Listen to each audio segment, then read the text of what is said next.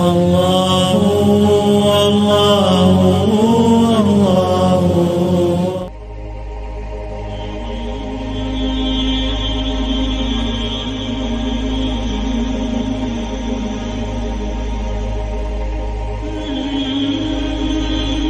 حضرت مالک بن دینار رحمت اللہ علیہ کا واقعہ بہت ہی مشہور ہے کہ ایک دفعہ آپ راستے سے گزر رہے تھے تو کسی نے جو ہے نا آپ کو کہا کہ اے وہ ریاکار، برے نام سے آپ کو مخاطب فرمایا تو آپ نے کہا کہ بے شک اے میری ماں، لوگ مجھ کو حضرت العلامہ مولانا یا حضرت قبلہ یا فلاں فلاں نام سے لوگ جانتے ہیں اور پکارتے ہیں، یاد کرتے ہیں، لیکن حقیقت میں اگر میرا کوئی نام ہے تو یہی ہے۔ حضرت مالک بن دینار رحمت اللہ علیہ تکبر کے تعلق سے فرماتے ہیں کہ اگر مسجد کے دروازے پر کھڑے ہو کر کوئی یہ اعلان کر دے کہ اس مسجد میں جو سب سے بڑا تکبر کرنے والا اگر کوئی بندہ ہے تو وہ باہر نکل جائے تو حضرت مالک بن دینار رحمت اللہ علیہ فرماتے ہیں کہ وہ سب سے پہلے مسجد سے باہر نکلنے والا میں رہوں گا، آپ فرماتے ہیں۔ حالانکہ آپ اللہ کے ولی ہیں، بہت بڑا آپ کا جو ہے نا مرتبہ ہے اور اللہ کے خاص بندوں میں آپ کا شمار ہوتا ہے، اور اللہ کے نیک بندے اس بیماری سے، اس وبا سے اپنے آپ کو بچاتے ہیں۔ سلطان الہند خواجگان خواجہ اعظم خواجہ معین الدین چشتی علیہ رحمت و رضوان اپنے ارشادات میں، اپنے تعلیمات میں آپ نے بیان کیا کہ 6 چوروں سے اپنے 6 چیزوں کی حفاظت کرو۔ پہلی چور کو انہوں نے بتایا،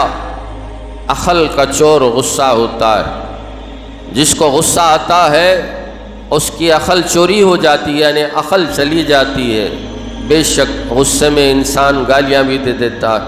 غصے میں انسان مار بھی دیتا ہے، غصے میں انسان قتل بھی کر دیتا ہے،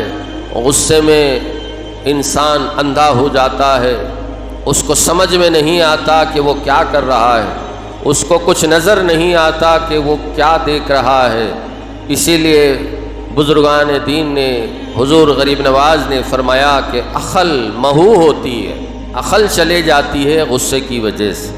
غصہ حرام ہے، غصے سے اپنے آپ کو روکو اور بچاؤ۔ پھر آپ اس کے بعد کہتے ہیں عقل کا چور غصہ، علم کا چور تکبر۔ تکبر ایک ایسی بلا ہے جس سے علم چلا جاتا ہے، جیسا کہ طوفان جب آتا ہے تو عمارتیں تباہ ہو جاتی ہیں، بستیاں اجڑ جاتی ہیں، انسان جانور ہلاک ہو جاتے ہیں، سب مٹ جاتا ہے، کچھ باقی نہیں رہتا۔ اسی طرح یہ تکبر بھی ایک ایسا طوفان ہے، ایک ایسی آندھی اور طغیانی ہے جس کی وجہ سے انسان کا علم ختم ہو جاتا ہے، انسان کا علم چلا جاتا ہے، تکبر کی وجہ سے علم باقی نہیں رہتا۔ اور پھر اس کے بعد کہا کہ ریاکاری، عبادت کا چور ریاکاری ہے۔ جس کسی عابد میں ریاکاری آ جاتی ہے، دکھاوا آ جاتا ہے، اگر کوئی عابد اللہ کو خوش کرنے کے بجائے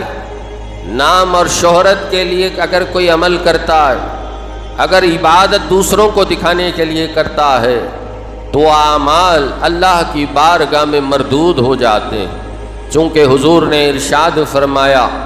عمل کا دار و مدار انسان کی نیت پر ہے۔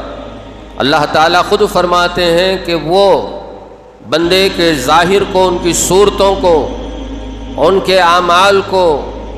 ان کے لباس کو نہیں دیکھتا،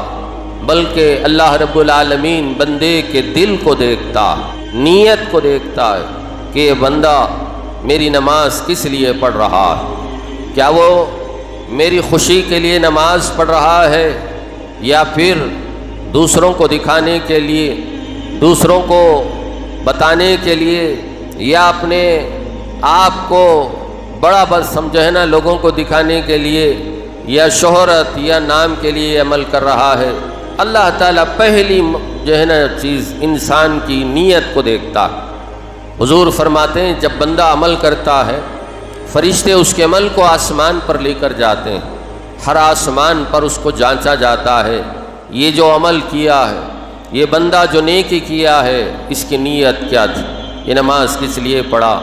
یہ روزہ کس لیے رکھا، یہ قربانی کس لیے دیا، یہ زکوٰۃ کس لیے دیا، یہ حج کس لیے کرا، اس کو دیکھا جاتا ہے۔ اگر اس میں ریاکاری ہے، دکھاوا ہے، تو وہیں سے اس کو لوٹا دیا جاتا ہے، یعنی وہ عبادت کرنے والے کے منہ پر اس کے اعمال کو مار دیا جاتا ہے کہ جو ہے نا وہ عمل جس میں اللہ کی رضا اور خوشی نہ ہو وہ آسمانوں سے اوپر نہیں جاتا، ہر آسمان پر دیکھا جاتا ہے۔ جب نیت میں للہیت اخلاص ہو، اللہ کی خوشنودی ہو، تب کہیں وہ اعمال اللہ کی بارگاہ میں قبول ہوتے ہیں، اللہ کی بارگاہ میں پیش ہوتے ہیں، اللہ تبارک تعالیٰ اس عمل کو قبول فرماتا ہے۔ تو بزرگان دین اپنے آپ کو اس طرح ان چیزوں سے اپنے آپ کو بچایا اور اپنے چاہنے والوں کو بھی کہا کہ تم ان برائیوں سے اپنے آپ کو بچاؤ۔